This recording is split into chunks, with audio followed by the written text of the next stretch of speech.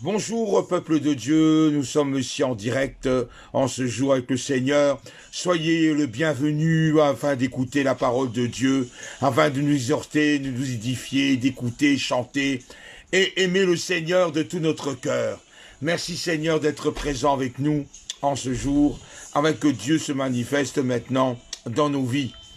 Seigneur, sois le bienvenu avec nous, avec tous les enfants qui t'adorent, qui t'aiment, qui est près de toi, Seigneur. Et nous sommes dans cette joie immense de t'aimer comme nous t'aimons, Seigneur, parce que tu nous as aimés dès le commencement, dès le premier jour de notre vie. Tu as été présent, Seigneur, et nous te voyons à ce moment-là avec un œil ouvert. Maintenant, nous avons les deux yeux ouverts vers toi et nous contemplons ta joie, ton bonheur, de toute notre force, de notre vie, parce que tu es le pilier de toutes choses. Seigneur, nous sommes un devant toi, nous sommes tous ici, afin que nous puissions nous aimer les uns les autres, t'aimer, Seigneur, avant toute chose, et que ton nom soit glorifié dans nos vies, dans ta vie, Seigneur, tu es venu entrer en nous, afin que nous soyons connectés à la connaissance de ta parole.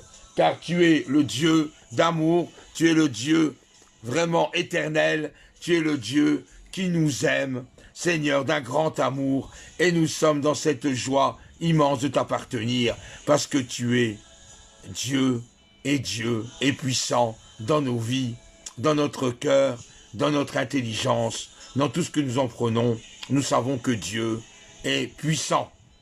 Alors, nous savons que Dieu est puissant et qu'il peut détruire toute chose que l'ennemi aurait construit contre nous, tout mur que l'ennemi essaierait de nous bloquer, tous nos problèmes, toutes nos difficultés.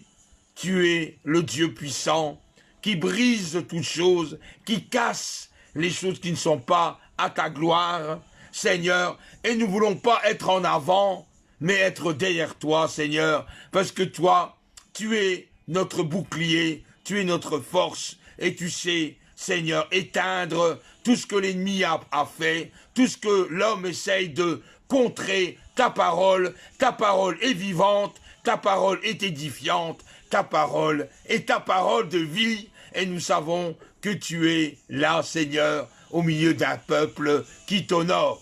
Nous sommes parfois bien loin, nous sommes parfois bien en arrière, mais Seigneur, toi, tu es le fer de lance, tu es le boomerang que nous lançons et qui vient vers nous avec le Saint-Esprit pour nous inonder d'amour, de joie et de bonheur. Seigneur, tu es tout pour nous, tu le sais, Seigneur. Et nous avons tant besoin de toi, tant besoin de ta grâce, Seigneur, que nous sommes parfois ingrats. Nous sommes ingrats devant toi, Seigneur, je reconnais. Nous ne te remercions pas assez, Seigneur, avec tout ce que tu fais pour nous. Nous disons à peine merci, nous ouvrons à peine notre bouche. Oh Seigneur, toi qui as fait toutes choses, nous sommes rien, Seigneur, sur cette terre. Et toi, Seigneur, tu as tellement fait les choses de grand que nous voyons rien, que nous ne comprenons pas parfois, Seigneur. Mais toi, tu es la source de vie. Alors je m'incline devant toi, envers mes frères et mes sœurs, parce que, Seigneur, tu es l'alpha et l'oméga, là, le rocher de notre salut, et nul ne vient au Père que par toi, parce que tu es Dieu, et nous t'aimons, Seigneur. Merci, merci, merci pour ce que tu fais, malgré nos défaites, malgré nos combats, malgré nos chutes, malgré toutes nos difficultés. Toi, tu es là, Seigneur. Tu as jamais failli un iota. Tu as toujours été en avant. Oh Seigneur, pardonne-nous nos offenses. Pardonne-nous, Seigneur, de nos péchés. Pardonne-nous de ne pas reconnaître que tu es là, Seigneur, et que nous puissions parfois, Seigneur, être loin de toi. Pardonne-nous de notre incrédulité. Pardonne-nous de nos manques de foi. Seigneur, nous te demandons pardon parce que nous sommes si faibles, Seigneur, mais avec toi, nous sentons si forts dans l'amour et dans la joie. Seigneur, nous sommes reliés à toi. Seigneur, comme un cordon ombilical d'un bébé qui est relié au placenta de sa maman. Nous sommes tous là, Seigneur, reliés vers toi, et nous comptons que sur toi, parce que tu es la vie éternelle. Pardon, Seigneur, encore de nos manques, de choses, Seigneur, qui sont réelles. Mais, Seigneur, nous sommes tellement humains sur cette terre que nous ne voyons pas ta main, nous ne voyons pas ton doigt, nous voyons des fois dans une incrédulité, nous endurcissons notre cœur, alors que toi, Seigneur, tu es la vie éternelle, tu es notre joie, Seigneur. Pardon pour ce que nous faisons, pardon parce que, Seigneur, nous ne mettons jamais pardon assez pour tout ce que tu fais, Seigneur, pour nous, de nous maintenir en vie, de nous éloigner de la maladie, de garder nos cœurs envers toi, de nous protéger contre les assauts du diable, de nous protéger dans ta sainte présence. Seigneur, tu es la gloire de nos vies. Merci, Seigneur, d'être là, parce que sans toi, Seigneur, nous ne serons jamais existés. Merci de nous avoir mis sur terre, malgré nos défaites, nos luttes. Nous savons que tout est possible à celui qui croit. Nous savons aussi, Seigneur, que ta main n'est pas assez vraiment proche, Seigneur, pour tout le monde, puisque, Seigneur, certains s'égarent de toi, certains s'éloignent de toi. Oh Seigneur, que nous prions pour ces frères et sœurs qui s'éloignent de ta parole, pour ceux qui ne veulent pas t'écouter, pour ceux qui endurcissent leur cœur. Pardonne-leur, parce que, Seigneur, ce sont nos frères et nos sœurs, nous sommes de la même espèce, nous sommes tous des humains, et nous soyons attristés de voir leur attitude de s'éloigner de toi. Seigneur, que tu puisses permettre de les garder au creux de ta main, qu'ils puissent reconnaître que tu es le Fils de Dieu, le Dieu créateur. Nous prions pour eux, nous prions afin qu'ils puissent être touchés par ton Saint-Esprit et qu'ils savent que tu es là, Seigneur, que tu n'es pas un Dieu menteur, que tu n'es pas un Dieu mort, mais un Dieu vivant, un Dieu éternel, un Dieu qui est puissant dans cette parole, qui est ta parole, Seigneur, dès le commencement. Amen. Oh, le Seigneur est merveilleux d'être à sa présence, et nous sommes tellement dans la joie de pouvoir le louer, le célébrer et l'adorer de tout notre cœur.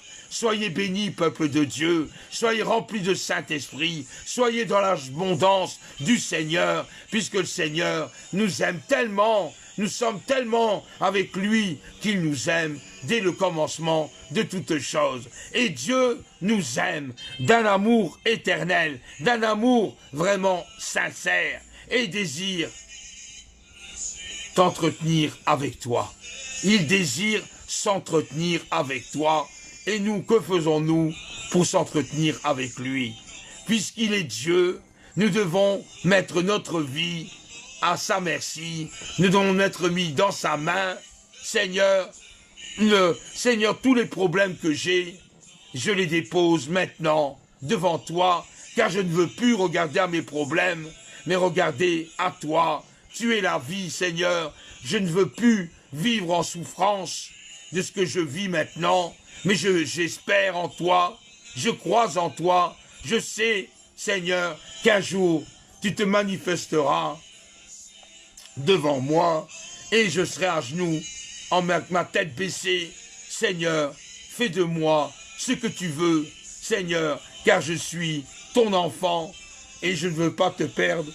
Tu es mon Père, tu es mon Seigneur, et tous les jours, je serai là avec toi, Seigneur. Oui, Seigneur, viens au secours de tous mes soucis, de tout ce qui peut m'accabler dans cette vie et qui m'empêche de rigoler, qui m'empêche d'être heureux ou heureuse, qui m'empêche d'avancer, parce que, Seigneur, bien souvent mes problèmes sont tellement lourds à porter que je n'arrive même plus à le porter moi-même. Donc j'ai besoin de toi, que tu puisses enlever tout ce qui m'empêche d'avancer vers toi. Je te demande pardon, Seigneur, d'avoir des moments doutés de toi.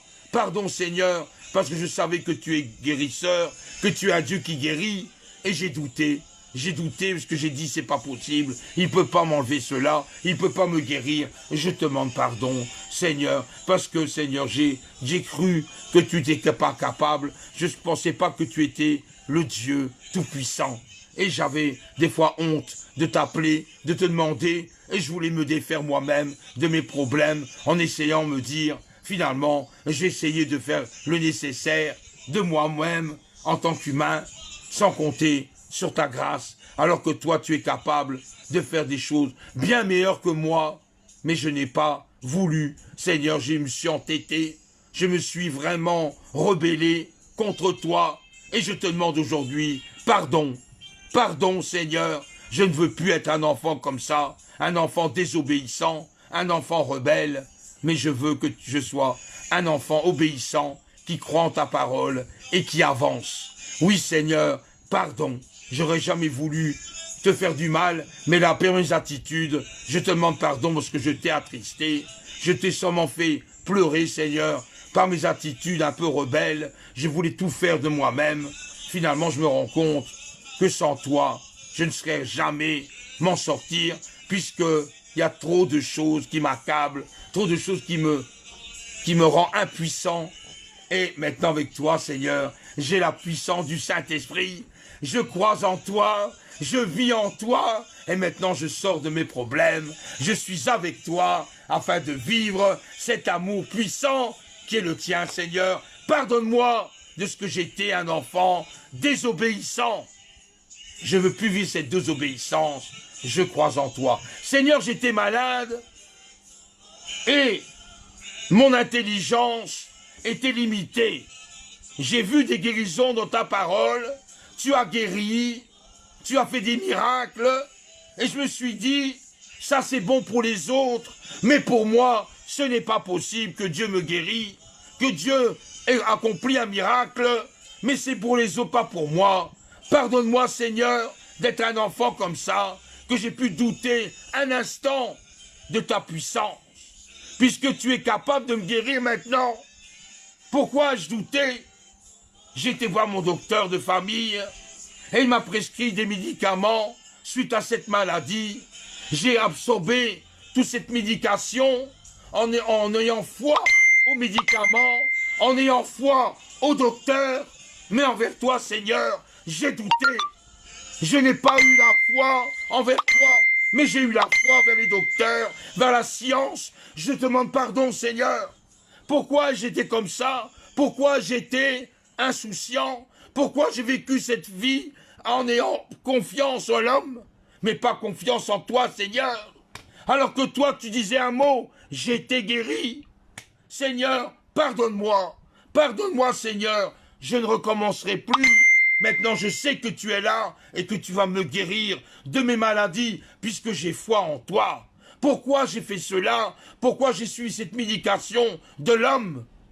Alors que toi, tu donnes aucune médication par ton Saint-Esprit. Je suis guéri par ton sang et par tes meurtrissures. J'ai la guérison. Pardonne-moi, Seigneur. Je te demande pardon. Seigneur, Seigneur, j'étais insouciant, tout à fait insouciant. Je pensais que je faisais ça, tu n'allais pas entrer dans ma vie. Je pensais que, en voulant quelque part me montrer plus haut, je pensais vivre selon ma vanité, selon mon orgueil, selon le titre que tu m'as donné, le ministère, les dons spirituels que tu m'as donnés. Je pensais les avoir pour moi et avoir un pouvoir sur les autres en étant l'homme ou la femme de Dieu. Et Dieu m'emploie, mais il y a quand même une partie d'orgueil en moi qui fait que je suis quelqu'un mieux que toi, mon frère, mieux que toi, ma sœur, et je me repose sur ma personnalité et sur ma vie et tout ce qu'il y a autour de moi. Je suis content, Seigneur. Merci des bénédictions. Merci de m'avoir fait la prospérité de ma vie. Et tout va bien maintenant. J'ai tout ce qu'il faut et je suis dans la joie. Seigneur, pardonne-moi, puisque j'ai fauté. Je ne voulais pas être comme ça. Seigneur, mais je voulais être petit. Je ne voulais pas me montrer plus haut que mon frère ou ma sœur. Je m'humilie devant toi, Seigneur, parce que toi seul, tu as la parole. Toi seul, tu es grand, et moi, je suis petit. Je ne veux pas être plus grand que toi, Seigneur. Je ne veux pas ressembler à Lucifer, qui a voulu monter au-dessus de toi. Non, Seigneur, je refuse cet orgueil. Je te refuse, parce que, Seigneur, finalement, je suis quoi, moi, pour être au-dessus de toi, Seigneur? Je ne suis rien. J'ai peut-être reçu un ministère, j'ai peut-être reçu des dons, mais c'est pas pour moi, Seigneur.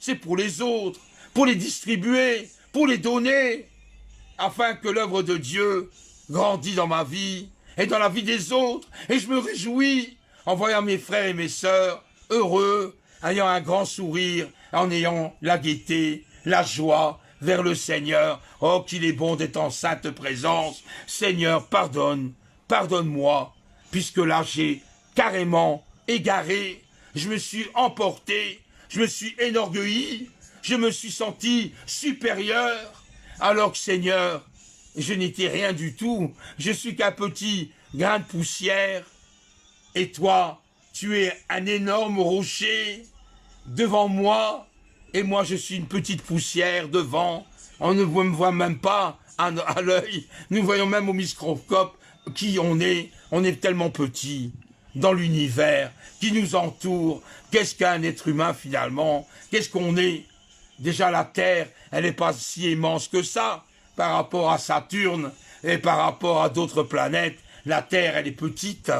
Donc, quelque part, on n'a pas à montrer qu'on est plus grand qu'une autre planète. Déjà de 1.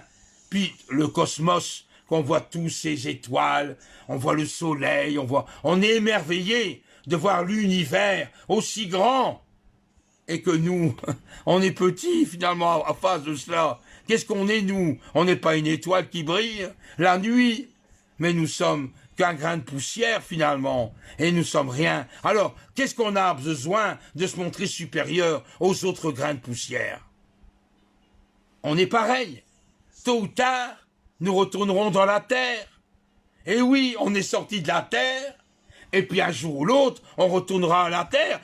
Mieux vaut tard que jamais, bien sûr. On ne voudrait pas mourir maintenant, sauf si Jésus revient. Si Jésus revient, on est là, Seigneur. Prends-nous, maintenant on est parti avec toi. Mais en attendant, tant qu'on est sur terre, on fait selon la volonté de Dieu, en tant que chrétien. Et c'est ça, la vraie vie avec le Seigneur, c'est de faire sa volonté, et rien que la sienne. Et nous, finalement, on suit ce que le Seigneur nous demande de faire. Et un point, c'est tout. Et ce qu'il veut pour nous, c'est nous rendre heureux sur cette terre qu'il nous a créée quelque part, dans l'univers.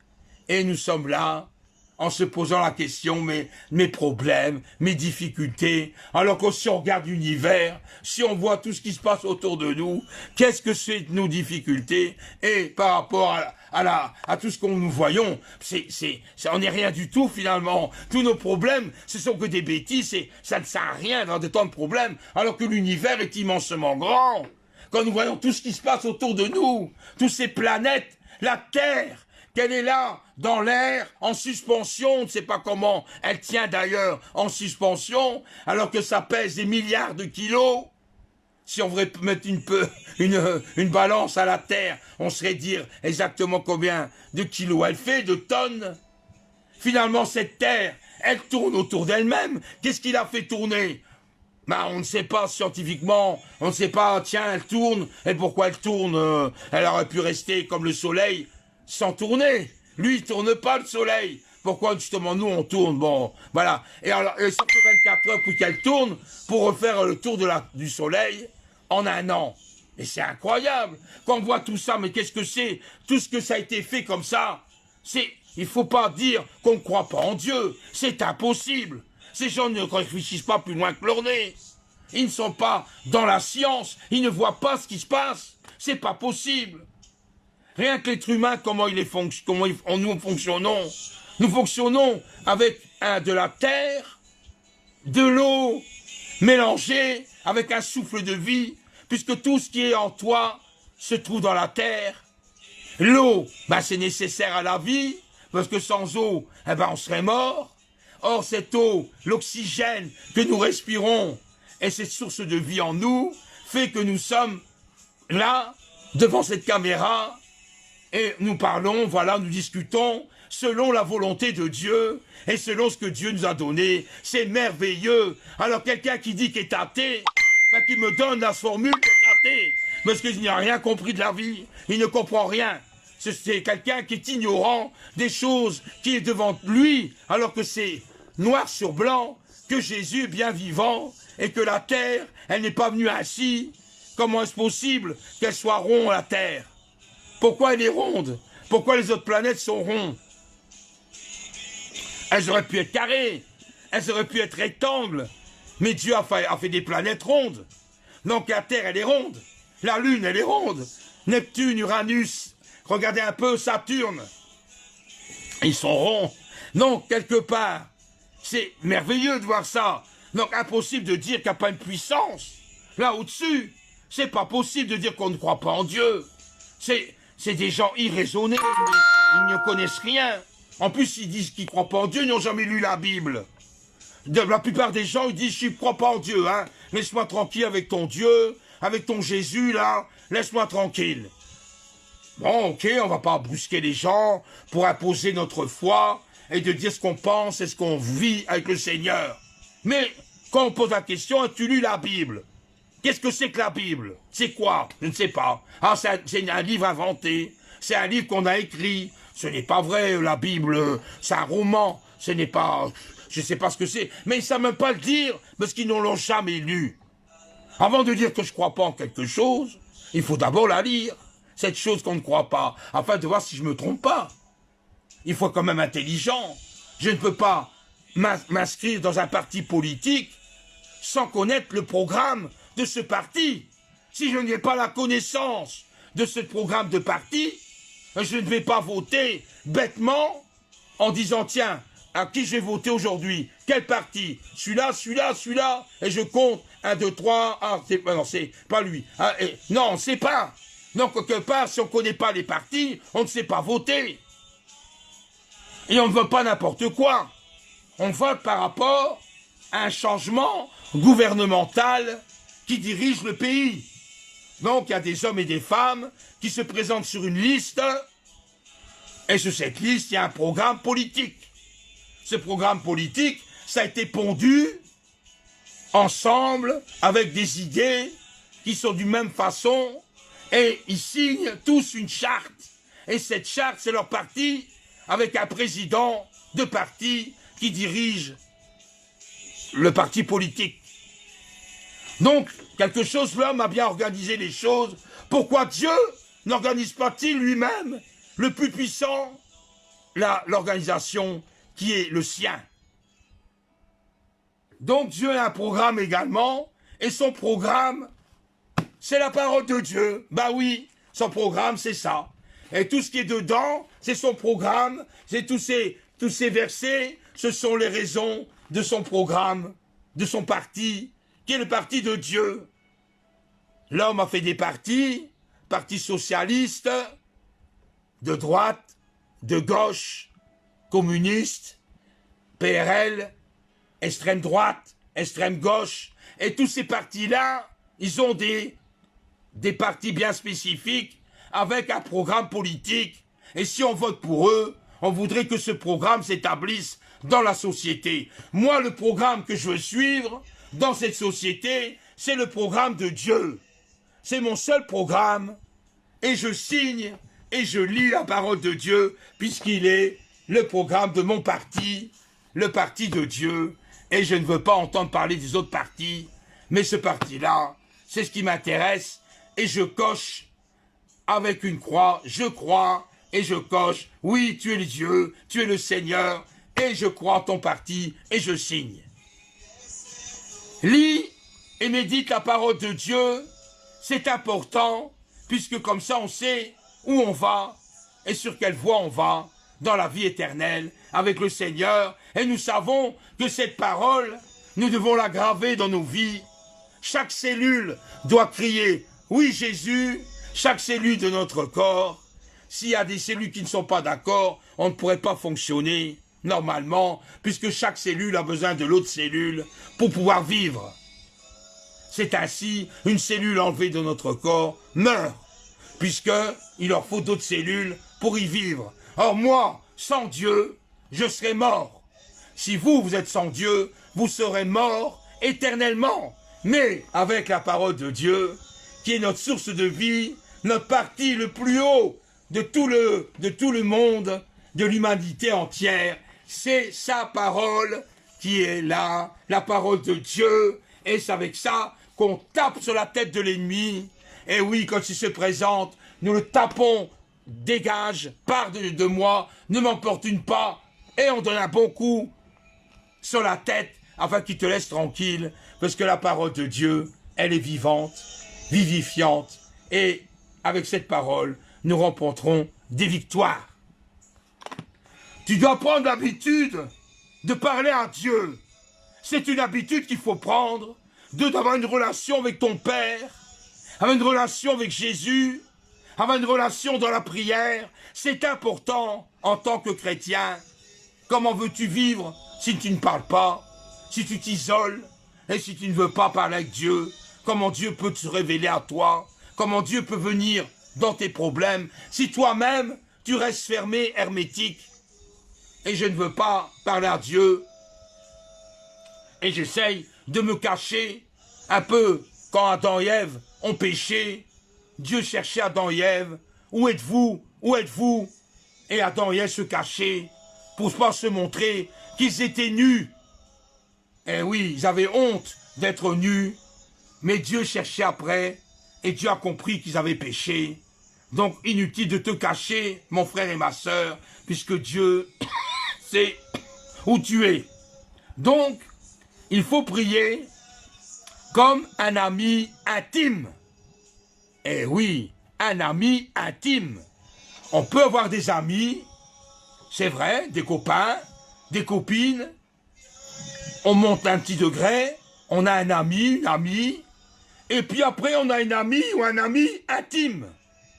Alors intime, c'est vraiment quelqu'un avec qui tu te confies toute ta vie. Tu lui expliques tout à cet ami intime et quelque part cet ami intime connaît ta vie comme il lirait un livre, comme il sait toutes choses en toi, il sait que toute démarche que tu fais, il connaît même ta façon de penser, il connaît tes problèmes, il connaît tes difficultés, il sait comment tu es parce que c'est un ami intime. Alors si tu as un ami intime dans la vie terrestre, ton ami plus qu'intime, c'est Jésus. C'est Jésus qui est plus qu'un ami intime, puisque lui, tu peux tout lui dire, tout lui confier et tout te reposer sur lui, puisqu'il est un ami intime. Il connaît tout de toi. Il sait tout. Pourquoi chercher ailleurs un autre ami, alors qu'il est là, lui, et il sait, dès le commencement, qui tu es. Il connaît même ton prénom, il connaît ton nom, ta façon de penser, il connaît même de tes yeux, la couleur de tes yeux, il connaît tout, il sait tout. Impossible de lui cacher quelque chose, puisqu'il te connaît. Ça, c'est l'ami intime. J'entreprends quelque chose, Seigneur, que penses-tu? Est-ce que je fais bien? J'avance mon pied là. Est-ce que je fais bien, Seigneur? Je prends mon pied de l'autre côté, Seigneur, est-ce que c'est bien? Je m'en vais à gauche, Seigneur, est-ce que c'est bien? Je m'en vais à droite, Seigneur. C'est ta volonté, ça? Le Seigneur te parle. Il te parle à travers toi. À toi de l'écouter, ce qu'il a à te dire. Et le Seigneur te montrera le chemin, la solution à la vie que tu es sur cette terre. Mais le Seigneur n'a pas tout. Le Seigneur n'a pas tout. Il prépare même une place pour toi. Et oui, dans le royaume de Dieu, il y a déjà une chaise ou un banc. Et sur ce banc, sur cette chaise, il est marqué ton prénom et ton nom. Il n'y a plus qu'à t'asseoir quand tu monteras avec lui, puisqu'il aura déjà préparé une place pour toi. Donc, ne craignons pas. N'ayons pas un soupçon de doute. N'ayons pas cette attitude des ingrates d'avancer vers Dieu, puisqu'on ne doit pas être ingrat, mais on doit le remercier pour ce qu'il fait. Vous vous rendez compte, nous serons morts une seule fois sur terre. Et si nous avons la foi, et si on était juste devant lui, nous n'aurons pas une deuxième mort venue sur nous, mais une seule. Il permettra à un homme de mourir une seule fois, et viendra après la vie éternelle avec Dieu. On doit prendre l'habitude de prier, de lire sa parole, de méditer, d'avancer et de parler avec Dieu. Et oui, Dieu nous écoute. Dieu est ton ami intime, intime. N'oublie pas ça, il est en relation constante avec toi. Qui plus est, il habite en toi. Ah Seigneur, ton ami intime que tu as sur terre, il n'habite pas avec toi. Il n'est pas constamment avec toi, 24 heures sur 24, et quand tu dors dans ton lit, ton ami intime sur la terre, il n'est pas dans ton lit. Quand tu te lèves, il est peut-être là, par correspondance, par portable, par internet. Là, ton ami sera en virtuel, mais il y a une distance. Or, l'ami intime que je te parle, qui est plus qu'intime, il est en toi. Tu n'es plus seul. Tu es avec quelqu'un là. Tu es avec ton Dieu en toi. Finalement, qu'est-ce qu'on a à craindre? Puisque Jésus est en toi, qu'est-ce qu'on a à craindre des choses? On n'a pas à craindre. Puisqu'il a établi son temple en nous. Seigneur, tu es mon ami intime. Tu vis avec moi là. J'ai à la douche, tu es avec moi. Et oui Seigneur, je suis à table, je mange, tu es avec moi. Et Seigneur, je vais à mon lit, tu es avec moi dans mon sommeil. Seigneur, mais qu'irions-nous d'autre que tes paroles à toi? Où en irons? Tu es le seul vrai Dieu. Tu es mon ami intime. Amen. Merci Seigneur de cette intimité que j'ai avec toi et cette vie avec toi. Merci Seigneur. Dans toute légalité, on doit trouver une église et une assemblée. Parce que c'est vrai qu'un chrétien, s'il n'a pas d'église ou une assemblée, on peut se sentir un peu seul. On est un peu pas de frère, pas de sœur à qui côtoyer, à qui nous édifier.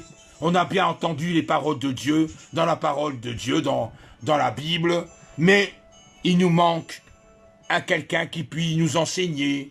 Il nous manque quelqu'un qui puisse nous dire, tiens, ce verset-là, ça veut dire cela, ça peut nous exhorter, nous édifier. Et quelque part, d'être en communion, ensemble, entre frères et sœurs, donc une église, mais pas n'importe laquelle, évidemment, puisque maintenant on a tellement d'églises, tellement d'assemblées, qu'on se demande à quelle église j'irai, à quelle église je vais aller, afin que je sois heureux dans ce que je fais, et heureux et en bénédiction avec le Seigneur dans cette église ou l'assemblée.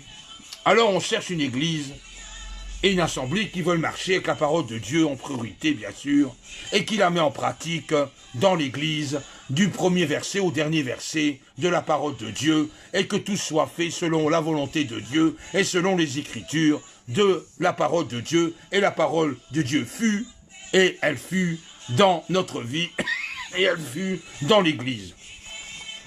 L'église est l'assemblée de tous les croyants, mais pas n'importe quelle assemblée, une assemblée qui marche selon les ministères, selon les dons spirituels, selon les lois. Bon, on n'est plus sous la loi, on est sous la grâce, mais ce qu'il est noté, c'est les commandements, les choses qu'on doit observer, mais nous sommes dans cette lignée avec le Seigneur, et il nous aime tels que nous sommes, donc nous devons marcher avec cette église selon la parole de Dieu. Si par contre on n'est pas avec des versets autres que la parole de Dieu, que l'église ne marche pas selon la parole de Dieu, il faut mieux la quitter, il faut mieux se séparer, parce qu'on ne va pas avancer spirituellement, au contraire, on va se retarder, et ça c'est pas la volonté de Dieu, d'être bloqué avec une église qui ne veut pas marcher, ni se soumettre à la parole de Dieu. C'est Dieu qui parle comme ça, mais c'est ainsi. Nous devons imiter le Seigneur et non pas imiter le monde, ni les convoitises du monde, et imiter un faux prophète ou un faux pasteur. Partager ce que Dieu a fait dans ta vie. Ça, c'est important aussi de le partager et de dire ce que le Seigneur a fait dans ta vie, avec que les autres sachent comment toi, le Seigneur a répondu à toi, et il peut répondre aussi de la même façon à un autre ou une autre personne. Donc, témoigner, ce n'est pas être ministère d'évangéliste, aller dans les rues, aller sur les chapiteaux, aller prêcher dans les villes et villages. Ça, c'est un ministère spécial, mais chaque chrétien a un ministère de pouvoir témoigner, de pouvoir parler de Jésus à n'importe qui, à n'importe quand, à n'importe quelle circonstance, même à sa famille. Il peut parler de Jésus, même si on le rejette. Même si on le rejette, même si on te dit des bêtises sur toi, même si on t'insulte, même si on ne veut plus te voir, sache que toi, tu as fait ta part, tu as parlé de Jésus, tu as fait ton témoignage, maintenant libre à eux d'écouter ou de te rejeter. Ça regarde qu'à Dieu après. Toi, tu as fait ce que tu as pu. C'est vrai qu'il y aura des douleurs au niveau émotionnel, des douleurs au niveau des sentiments, parce que ça fait du mal, évidemment. Si un enfant ne veut pas écouter la parole de Dieu, qui te rejette en tant que parent, ou on se moque de toi, ou de la famille, mari et femme, il y en a un des deux qui ne veut pas entendre parler de Jésus, et qui dit, moi, je te permets de croire en Dieu, mais moi, ne me casse pas la tête avec ton Dieu, et me prends pas la tête avec ta Bible, moi, je ne veux pas entendre parler. C'est difficile, naturellement, de passer par des épreuves ainsi, parce que nous aimons cette personne, nous avons une vie de couple, et puis là, on se trouve dépourvu avec quelqu'un qui ne veut pas entendre parler de Dieu, mais on doit vivre avec. On a des enfants, naturellement, on veut donner une éducation à nos enfants, nous voulons parler de Dieu à nos enfants, et là, on a un compromis. Si je parle trop de Dieu, mon mari ou ma femme respecte sur moi, n'est pas content, parce qu'on parle de Dieu. Je veux mettre la priorité dans ma vie, le Seigneur, mais mon conjoint, mon compagnon ne veut rien entendre de la parole de Dieu. Donc, je suis confronté à moi seul. Et c'est des situations très difficiles où même des enfants se rebellent à leurs parents. Ils ne veulent plus discuter avec leurs parents. Ils claquent la porte, on ne les voit plus. Puisque Dieu est loin, Dieu est très loin d'eux.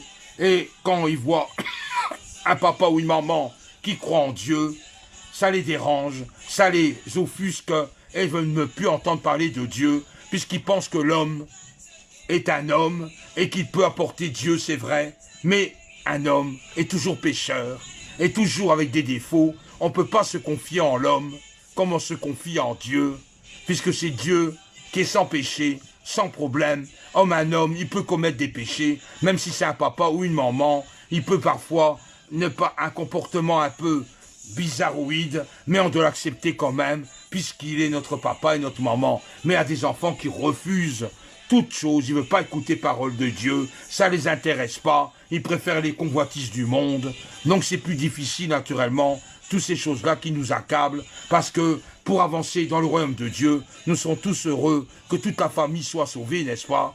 Que nos grands-parents, nos parents, et puis tout ce qui nous entoure, les enfants, qui puissent enfin célébrer le Seigneur. Mais c'est très rare, les jours aujourd'hui, c'est très rare d'avoir une famille unie qui marche selon le Seigneur. Bien souvent, il y a des cassures, bien souvent, il y a des divisions, et il y a des parents qui ne se parlent même plus avec leurs enfants.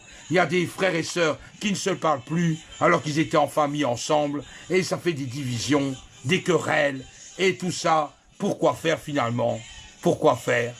Parce qu'ils ne veulent pas croire en Dieu. Ils ne veulent pas croire en Dieu, donc on discute. Alors que si Dieu, à leurs yeux, n'existe pas, pourquoi se quereller? La question est là. Pourquoi se disputer sur quelque chose que je ne crois pas? Et que je ne vois pas, je dis, je ne veux pas entendre parler de Dieu, mais on en discute, on en parle, et on se dispute. Alors on dit que Dieu n'existe pas. Laisse-moi avec ta Bible et ton Dieu. Pourquoi parler ainsi? Alors si Dieu n'existe pas, pourquoi en discuter long et large et se quereller? On voit bien la preuve que Dieu est bien là, autrement on n'en parlerait pas. On ne serait pas en train de discuter. Donc, il est bien là, dans notre vie, n'est-ce pas? Le Seigneur est magnifique, il faut croire à ce qu'il dit, à ce qu'il fait. L'Éternel est mon rocher. Amen. L'Éternel est mon rocher, ma forteresse. Une forteresse, dans le Moyen-Âge, vous voyez un peu les châteaux, ils étaient encerclés par des murailles pour protéger le château, et en général, il y avait un pont-levis avec de l'eau, et pour éviter que l'ennemi attaque les murailles, on relevait le petit pont là, on le relevait pour que l'ennemi ne puisse pas accéder à l'entrée de cette forteresse, le château. L'Éternel est mon rocher, ma forteresse, mon libérateur. Amen, amen, il est mon libérateur. Dieu est mon rocher où je trouve un abri. Il est abri, nous remettons devant lui et nous sommes à l'abri de toutes choses qui nous entourent, puisqu'il est notre Dieu, il est notre rocher et il est puissant et vaillant pour nous protéger de l'ennemi. Et il fait face à tout cela grâce au Seigneur. Où je trouve un abri, mon bouclier, le bouclier que les soldats romains, grecs possédaient pour se défendre. Maintenant la police a aussi des boucliers transparents en PVC pour se défendre. Voilà, donc le bouclier est important, ça te protège. Mon bouclier est la force qui me sauve. Ma haute retraite est mon refuge. Ô mon sauveur, tu me garantis de la violence. Je m'écrie, loué soit l'Éternel, et je suis délivré de mes ennemis. Amen. Ça, c'est la parole de Dieu. Ah là là, quand on lit ça, on voit bien que Dieu nous protège de toutes choses, de tout problème. Il est notre bouclier, il est notre force, il est notre forteresse. Merci Seigneur de ces paroles, qui sortent de ta parole, bien sûr. Nous lisons cela dans 2 Samuel, chapitre 22, du verset 2 à 4. Qu'il est bon de se méditer la parole de Dieu, de ce qu'il a dit, et on peut puiser les éléments de la parole de Dieu pour se fortifier, grandir et prendre tous les éléments pour ma croissance spirituelle et grandir avec le Seigneur, tout en étant les vitamines, les oligo-éléments, les protéines, les lipides, les glucides.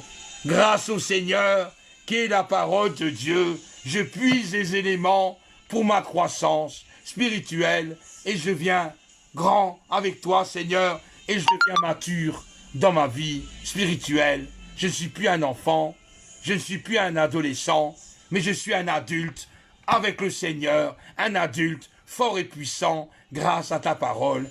Merci Seigneur, Dieu de gloire. Amen. Il est Dieu puissant. L'Éternel, oh Seigneur, l'Éternel est mon berger. Nous sommes ses brebis, nous sommes ses agneaux, nous sommes là, tous ensemble, et le berger, c'est celui qui est là pour protéger les moutons, pour protéger les agneaux, pour protéger les brebis, c'est le berger. Le berger est l'autorité, en général il a un bâton dans la main droite, et ce bâton sert à contrer le loup, puisque le loup essaye de prendre un agneau, essaye de prendre une brebis pour la manger. Mais le berger est là, et avec son bâton, il fait fuir le loup. Pour que le loup ait peur, il prend même des cailloux pour lancer contre le loup, afin que le loup s'échappe et qu'il ne puisse pas toucher un agneau, une brebis, que le berger a l'autorité sur eux. Dans le monde actuel, nous sommes entourés de loups pour nous détruire, des loups pour nous attaquer, pour nous manger. Or, ce Seigneur, il a son bouclier, il a son épée, il a son bâton, et il est prêt à te défendre. À quoi sert de lutter, puisque Dieu est là? Il va se défendre devant toi. Inutile de te mettre en colère. Inutile de prendre ton poing pour essayer de te défendre, puisque Dieu, Jésus est là pour te défendre et pour attaquer l'ennemi. Seigneur, tu as la parole, non? C'est toi, le berger. Je n'ai rien à craindre. Tu es le berger. Amen. L'Éternel est mon berger et je ne manquerai de rien. Je ne manquerai de rien. Je n'ai pas à me défendre, à me débattre dans mes problèmes, dans mes difficultés, dans mes soucis, puisque je ne manquerai de rien, puisque tu es l'Éternel, tu es mon berger, je ne manquerai de rien. Il me fait reposer dans de verts pâturages. Oh, merci, quelle nourriture abondante. Une herbe bien fraîche pour les moutons, pour les brebis, les agneaux, où ils peuvent brouter à leur aise avec une herbe bien propice, bien poussée, une belle herbe verte où la nourriture est abondante. Et cette nourriture, naturellement, est la parole de Dieu. Et le berger est là, en faisant paître ses moutons. Et il y a une bonne nourriture qui les attend, afin que le mouton puisse manger cette herbe et qui devient bien gras, bien gros dans le Seigneur. Et on est protégé par un berger qui prend soin à ses brebis. Merci Seigneur de ce que tu dis. Il me fait reposer dans des verts pâturages. Et quand je me couche dans cette herbe, je m'endors. Et je suis dans les bras de mon Seigneur en m'endormant. Et je me repose ma tête sur son épaule. Merci Seigneur, parce que tu as fait une bonne nourriture pour moi. Une nourriture abondante, fraîche. Merci Seigneur. Je sers cette herbe dans ma bouche et quand je le déguste, je sens quelque chose de doux, rempli de miel, qui rentre dans mon corps et qui me nourrit. Merci Seigneur de cette parole que tu donnes. Il me dirige près des eaux paisibles. Ah oui Seigneur, après cette herbe abondante, cette nourriture, tu as préparé une eau bien fraîche, une eau limpide, une eau qui sort d'un rocher, une eau vive qui traverse ma vie, parce que tu es Dieu, et cette eau jaillit en moi. Voilà, Seigneur, tous mes difficultés, mes problèmes s'en vont grâce à ta parole, grâce à ta houlette, grâce à ton bâton. Je suis là avec toi, Seigneur. Amen. Nous passons dans Psaume, chapitre 23, au verset 12. J'ai cherché l'Éternel et il m'a répondu. Merci Seigneur. C'est vrai que nous ne cherchons pas assez. Nous ne cherchons pas notre Dieu. Nous ne croyons pas. Nous avons des fois le doute. Nous avons l'incrédulité qui vient dans notre cœur et nous ne le cherchons pas. Or qu'il est là, devant toi. J'ai cherché l'Éternel et il m'a répondu. Et quand on cherche Dieu, quand tu le cherches de toute ta force, de tout ton cœur, de toute ton énergie, il te répond. Donc il est là. Merci Seigneur de me répondre. J'ai cherché l'Éternel et il m'a répondu. Il m'a délivré de toutes mes frayeurs. Seigneur, tu m'as délivré de tous mes problèmes, de toutes mes difficultés. Tu m'as délivré de ma maladie, de mes problèmes de tout ordre. Tu m'as délivré parce que tu es l'Éternel et que je t'ai cherché. Chercher la face de Dieu, chercher qui il est, comment il est représenté dans la parole de Dieu. Cherchez là-dedans qui est Dieu. Et vous allez trouver qui est Dieu. Il va se manifester devant vous. Et il va te parler, puisque Dieu te répond toujours. Quand tu demandes quelque chose, il ne te répondra jamais par un non, mais toujours par un oui, puisqu'il est le Seigneur. Quand on tourne vers lui, on se tourne vers lui, n'est-ce pas?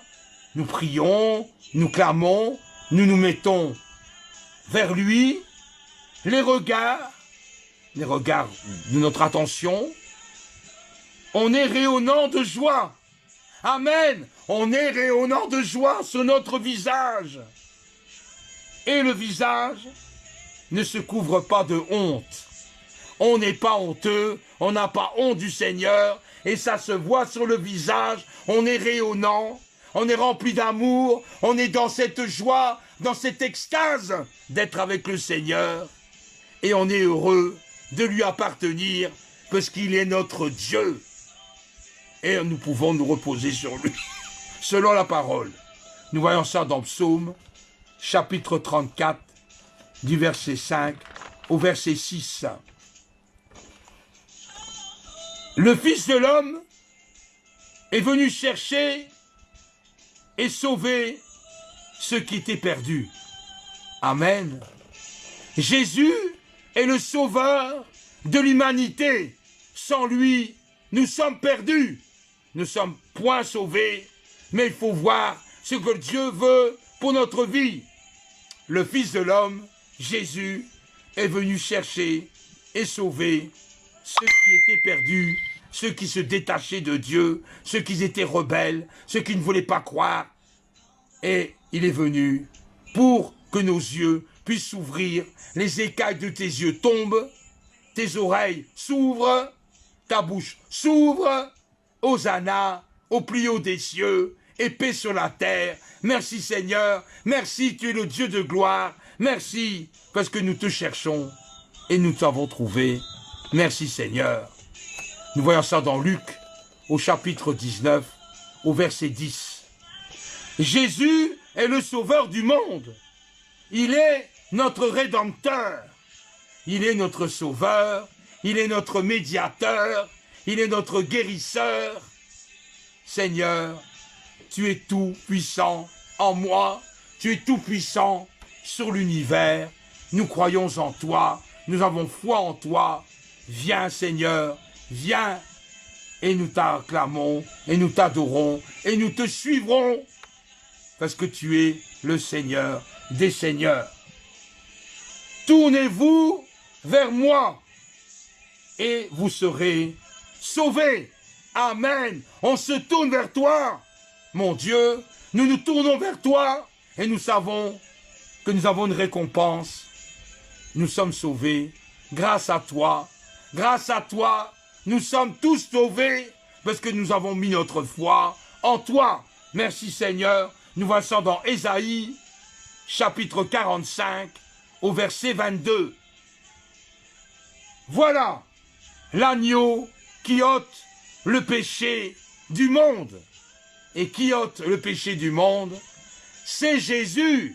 Il n'est pas mort sur la croix pour faire plaisir, mais il est mort par obéissance à son Père pour nous sauver, pour nous guérir, pour nous soulager de tous nos maux, de toutes nos difficultés. Il est le Seigneur des Seigneurs. Il n'a pas été crucifié sur la terre, mais il a été élevé de terre pour montrer sa gloire à tout homme qui le voyait, qui regardait. Il s'est montré sur une croix en hauteur et non pas par terre.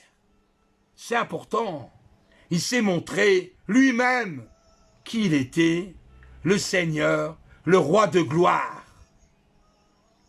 Nous voyons ça dans Jean, chapitre 1er, au verset 29. Crois au Seigneur Jésus et tu seras sauvé. Encore un verset qui parle d'être sauvé si on croit en Jésus. Mais moi je crois en Jésus. Mais vous aussi, j'espère, mes frères et sœurs, que vous croyez vraiment que Jésus est vivant, que vous croyez que Jésus est le roi de gloire. Le Seigneur est tout-puissant et nous sommes sauvés grâce à notre conviction, à notre foi intense que Dieu est vivant, il est merveilleux et il est miséricordieux. Il est notre roi des gloires. Merci Seigneur. Nous voyons ça dans Actes des Apôtres, au chapitre 16, au verset 31. Jésus a aussi dit, « Je ne mettrai point dehors celui qui croit en moi. » Merci Seigneur de cette possibilité d'entrer avec toi, puisque tu ne me mettras jamais dehors.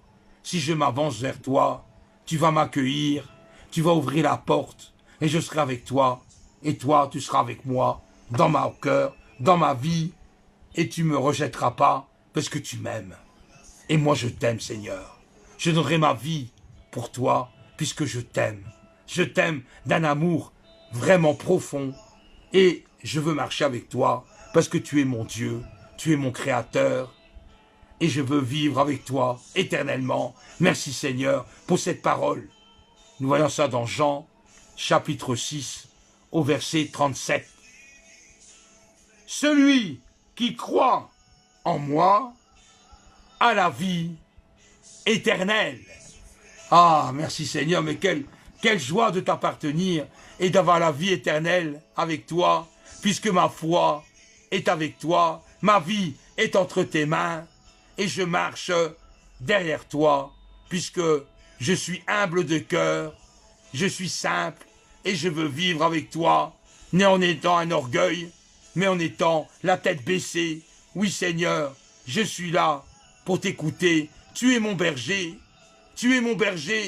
et je vis avec toi, je suis rattaché à ta vie. Merci Seigneur de ce que tu fais pour moi, pauvre pécheur, pauvre pécheresse, je suis là pour toi. Merci Seigneur pour la gloire. Nous voyons ça dans Jean chapitre 6 au verset 47. Le Seigneur est miséricordieux. Le Seigneur nous aime tels que nous sommes. De quoi tu peurs? De quoi tu crains? De quoi tu as des doutes? Alors que le Seigneur ouvre ses bras. Viens mon enfant, je suis là. Viens dans mes bras maintenant et je vais te consoler. Je vais te donner tout ce que ton cœur désire, puisque je suis Dieu. Et avec ta tête contre moi, je sais qui tu es et je t'aime, mon enfant. Je suis avec toi jusqu'à la vie éternelle. Je t'ai préparé une place auprès de mon Père. Viens, je te donne la main. Viens, mon enfant, ne crains pas, mais viens vers moi. Ne sois pas comme ce disciple quand je marchais sur l'eau et qui m'a demandé « Est-ce que je pourrais aussi marcher sur l'eau, maître ?» Bien sûr, viens mon enfant, viens vers moi, marche sur l'eau. Et ce disciple, en marchant sur l'eau, a eu une peur, a eu une crainte. Il a regardé en bas et il s'est dit « mais je marche sur l'eau là. Oh là là !» Et je commence à m'enfoncer. Mon pied s'enfonce dans l'eau. L'eau arrive jusqu'à mes chevilles. Ça arrive jusqu'à mes genoux, jusqu'en le haut de mes jambes. Mon bassin est pris dans l'eau. Mon corps commence à monter de plus en plus haut. Mes deux bras qui sont là en train de toucher l'eau, ça arrive à la tête. Et Seigneur, viens s'il te plaît, viens me secourir parce que là, je suis dans l'eau et si ça continue, ma tête sera ensevelie dans l'eau et je vais mourir. Seigneur, je ne veux pas. Viens Seigneur, là. Et le Seigneur prend un bâton, te tend, viens mon enfant, tu t'accroches à ce bâton, il te tire de l'eau et il te met dans la barque, sain et sauf. Merci Seigneur de cette joie d'être avec toi. Pardon Seigneur parce que j'ai douté de ta parole. Pardon puisque je n'ai pas été un enfant obéissant. Je te demande pardon Seigneur. Viens au secours de mon être intérieur. Viens enlever tous mes problèmes, mes difficultés et je te suivrai partout, là où tu iras, parce que tu es mon Dieu, tu es mon Seigneur, tu es mon Sauveur, donc j'ai besoin de toi. Amen. Que le Seigneur vous garde, vous bénisse, vous montre une joie profonde avec le Seigneur. Il est vivant, il est vraiment la personne avec qui tu dois le chercher.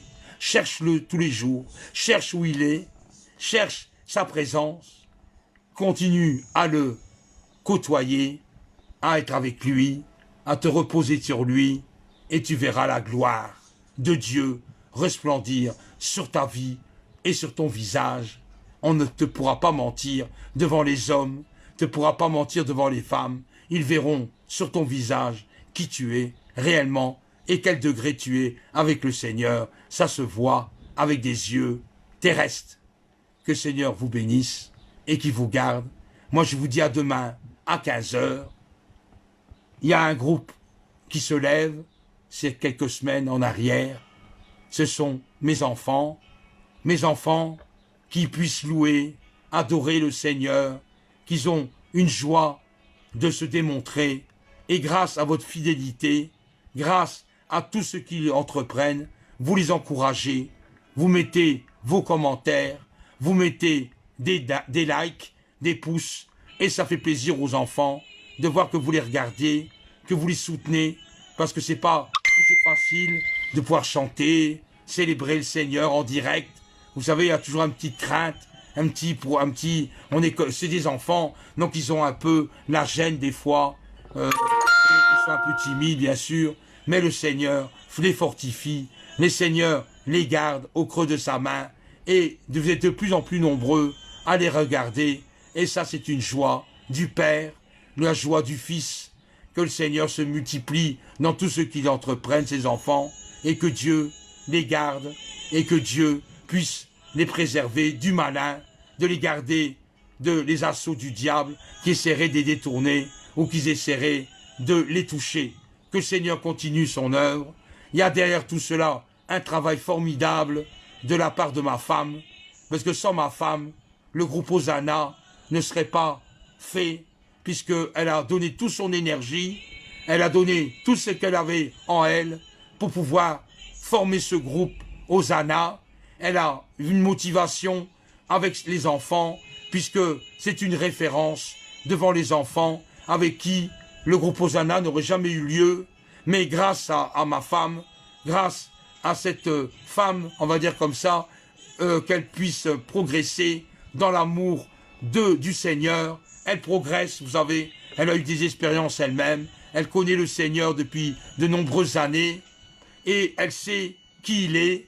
Elle a cherché longtemps après Jésus, elle l'a trouvé, elle l'a restauré, le Jésus l'a transformé, et elle avait toujours eu à cœur de pouvoir travailler avec les enfants, et elle a toujours travaillé, pour ainsi dire, avec les enfants, jusqu'à nos enfants, et à les travailler, à les diriger, à donner une inspiration, parce que des fois les enfants ne sont pas motivés, des fois les enfants sont un peu rebelles, ils ne veulent pas faire des choses, mais avec patience, avec douceur, avec tempérance, elle arrive avec le Saint-Esprit de les convaincre et de changer quelque chose, bien qu'elle ne sait pas changer leur cœur, puisque ce n'est pas Dieu, mais Dieu travaille dans son cœur, travaille à travers sa bouche, à travers ses mains.